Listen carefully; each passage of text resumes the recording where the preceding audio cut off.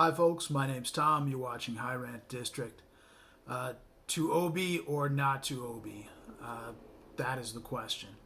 Of course, that's a riff on to be or not to be from Shakespeare's Hamlet, where Hamlet's deciding whether or not, or going on and on about whether to exist or not exist, to live or to not live.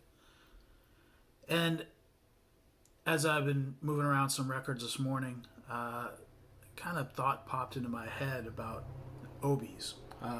Obi, of course, is the advertising strip, Japanese in origin. I'm pretty sure that Japanese would wrap around things to advertise what it is. We see them on a lot of records. They put them around CDs, books, and I'm sure a lot of other things. The point being that it's an advertising thing, not really part of the record. So I'm just curious as to whether people keep them, whether they ditch them. What do you do? In some cases, it's an easy question. You just leave it there. In other cases, they're kind of in the way. Case in point. This is a King's Record reissue of a Blue Note classic. The reissue is from 1977 or 78. But this is the classic Eric Dolphy album, To Lunch. Except it's not To Lunch, it's Out to Lunch. You just can't tell because of the obi strip that covers it. And you really can't tell much of who the players are. Old and Blue Note records, have a lot of information on the back, and you've got this strip covering a lot of it. And they're a pain in the butt. They don't move very easily. In a case like this, you're obscuring a lot of the information by leaving it on.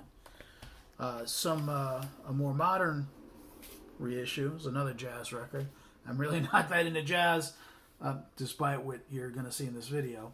But this is an international anthem release by Achilles Navarro and Cheeser Holmes. The Heritage of the Invisible 2. International Anthem is one of those, one of the modern labels, jazz labels anyway, that I can find releases that I enjoy. This very modern take on jazz that it's hit or miss, but I sample it, and then if I like it, I buy it. But anyway, so with this particular record, this obi strip that they put on it really isn't obscuring anything. It's not obscuring any information. On the back, it's hard to see because the text is white, but it's not obscuring any text. There's nothing really hidden behind this obi strip, so it's fine to leave it in place. Whereas on Eric Dolphy's Out to Lunch, it's really taken away from the artwork on the cover heavily and the text on the back. So what I do, and I have a couple of these late 70s King reissues, Blue Note reissues, is this is the Ornette Coleman trio at the Golden Circle in Stockholm. Another King Records reissue, but you can't see, if I leave the obi in place, you can't see any of the text on the front. On the back, it will be obscured. So what I've done is I've removed the obi. I just kind of stick it in the sleeve. But now you can see, hey, this is the Ornette Coleman trio. You can see the title. You can see the players. All the information on the back is pretty easy to see. So that's kind of what I've been doing. If I knew I was going to live to infinity and nobody else would have to get rid of my records, or if I was positive I was never going to get rid of a record, I would just get rid of the strip because it really isn't consequential to me. But on something like this, if you end up reselling it, whether it's your survivors reselling it or you, the value is much higher if you keep the strip.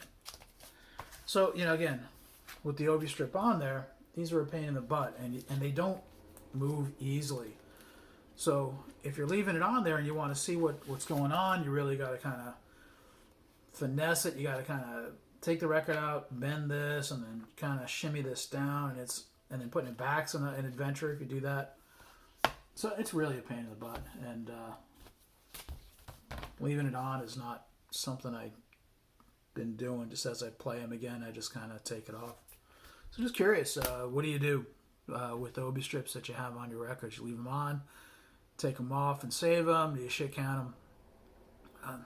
It's one of those weird little questions that come up when you have records in your life.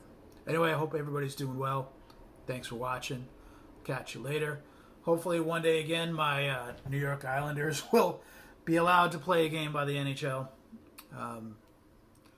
Don't get me started on COVID in the NHL. Anyway, once again, catch you later. Bye. Fuck Final Tag.